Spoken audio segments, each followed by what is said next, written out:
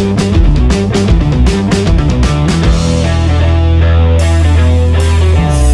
here they are. 4 days after we planted it here, as you can see, they all has emerged from the soil. These are the daikon radish, Japanese daikon radish. After 4 days you can see them.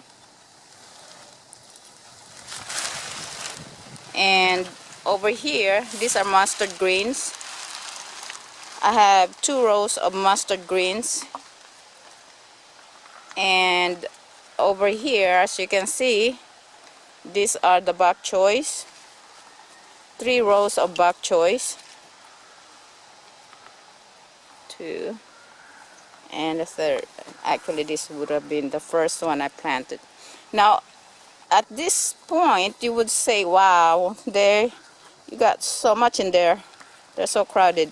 No, what I do is I let them grow a little longer and wait till I could recognize some very strong looking ones, and that's when I start thinning them out.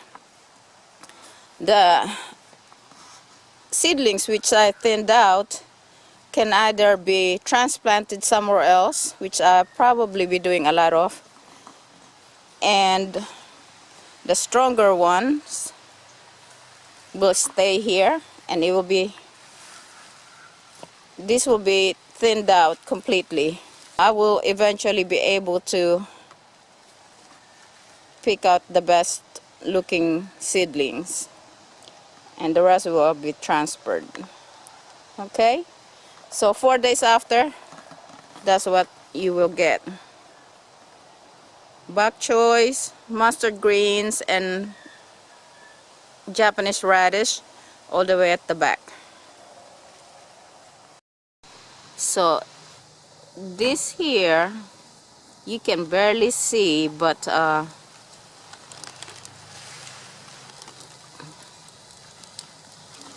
you see that? I don't know if right there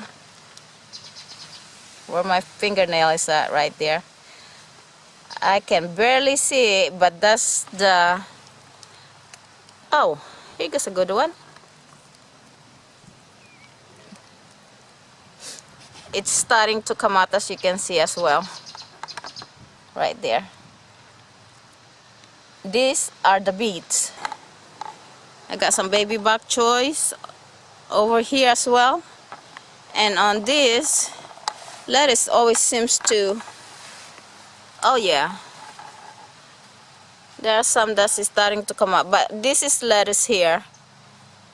I forgot what type of lettuce is, but on these 2 rows, these are lettuce, and it's starting to emerge. It's not quite noticeable yet.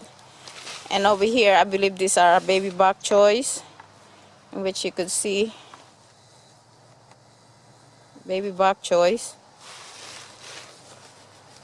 And these 2 rows here are beets, and they are also starting to emerge.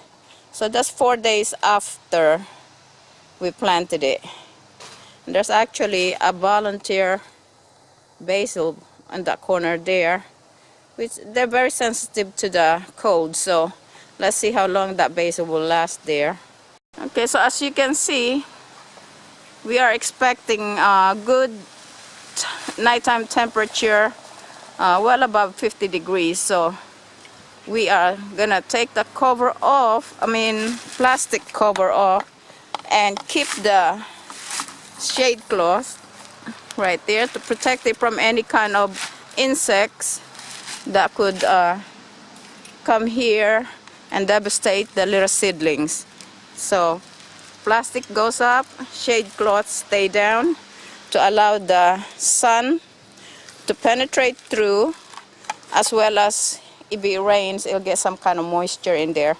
And now this little bed here will be doing the same thing. I have to water this one as well, because as you can see, the soil is drying up. And one thing that the little seedling needs is a lot of moisture. I mean, not sopping wet. Moisture is a must for the little seedlings.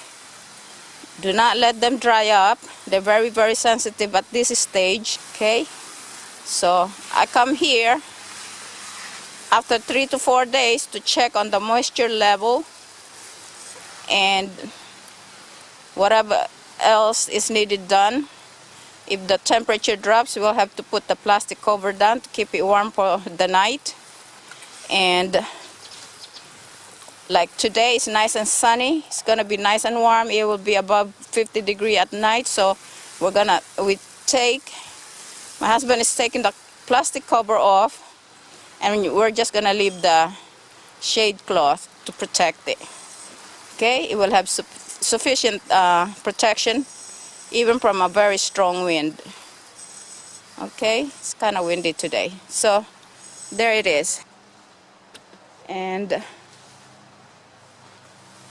I'll just wait till my husband come here and put the shade cloth down.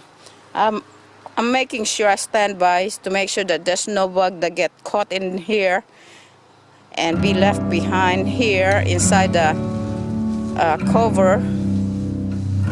And I don't want to give it a chance to lay eggs here or feed on the little seedlings.